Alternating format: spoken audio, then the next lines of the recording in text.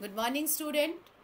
Today, what you have to do, you have to understand how to write code for Java programs. Okay. So, one thing I will tell you, first you load JDK and then BlueJ from the internet. Okay. How you have to load? You go to Google and from there you search JDK 8 Windows 64.exe and then you will get it. And JDK 8 you load and then you load BlueJ. BlueJ, so many version will come. Latest version also you can install, or 3.14 you can install in your computer. After that you have to start BlueJ and you have to write here as I am writing. You can see the structure of Java program. Class you have to write. As you know, Java is a case sensitive programming language. So class, CLASS class, here you have to write, this is a keyword, and class name is your choice. Then curly bracket is compulsory to write. Public static void, you see blue color which is written, these are keyword, and red color which is written, these are example of identifier. Okay, so here keyword you cannot be used as a variable. Okay. Now all programs code you have to write within this curly bracket. In punctuator you have seen this curly bracket sign. These are the blocks. Okay, here one block we are developing. What is block? Block means a group of statement written within curly bracket is known as block. So here group of codes we will write within this curly bracket. So we will make block here. Okay.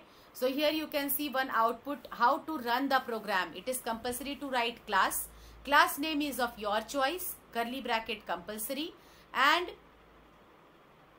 public static void main is compulsory. Main is not compulsory, but here because this is identifier, your name here you have to write, but we are teaching you to write main. Later on we will teach you that something else also can be written here.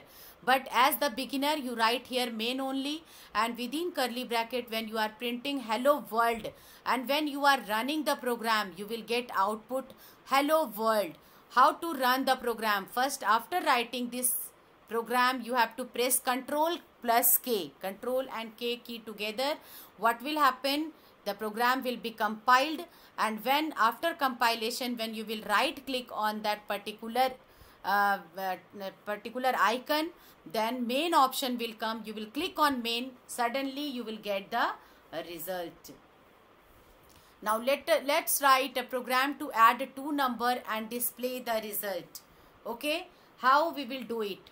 Class second, class name anything can be taken. This line is compulsory. In QBasic also you were writing int a is equal to 14, b is equal to 5, c. Okay, so here c is equal to a plus b, system.out.println c.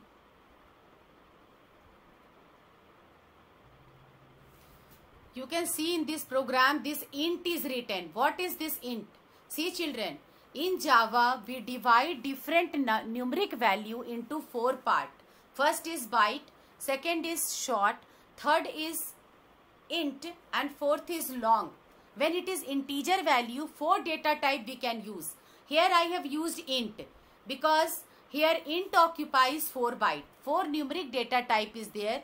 Byte occupies 1 byte.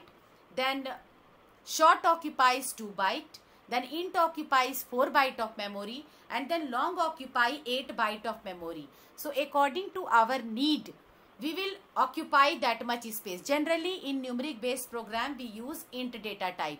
So I have written int a is equal to 14. Then b is equal to 5 and then c.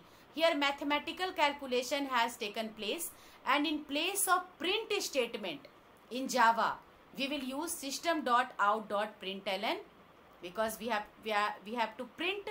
When we have to print we use this as system.out.println. So output has come 19. But if we want to print like message in QBasic also you were using in the same manner. Here plus sign you are seeing. This plus sign we use as concatenation operator. In QBasic you were using comma or semicolon sign, but here you will use plus sign. In Java this plus sign is used for concatenation operator. Okay, here this plus sign we have used as arithmetical operator for calculation, but when we have to join the message with the value, we use concatenation operator. Okay, same manner, only see the result is different, that is sum is equal to 19. Okay, now next screen you see, here minus has been done. Same program, int data type we have taken. In place of int you can write long also. It will not affect your program, but it will occupy computer's memory more than this int. Size of long data type is 8 byte. So A will occupy 8 byte, B will occupy 8 byte, and C will occupy 8 byte. So 8, 8, 16, and then more 8, 24. But if we write int, then int we write, then 4 byte, 4 byte, 4 byte, 12 byte. So your convenient you see, and you just save your computer's memory and you use this data type. Same manner we have written the program as I have done for addition, and you will find that same manner multiply and division also can be written. Okay, you see, for multiply star sign we have used, nothing else we have done as we were using in QBasic. For division slash sign we have used. This quotient sign we were using in QBasic also. But here you see, in place of mod we have used this modulus operator. So modulus operator is used to get the remainder. 14 divided by 5. 5 2 ja 10, remainder 4. So to get the remainder we use modulus operator. Okay. And you see, let's write a program to divide two numbers and display the full result. Now here in this you see double data type is given. So when we talk about real number,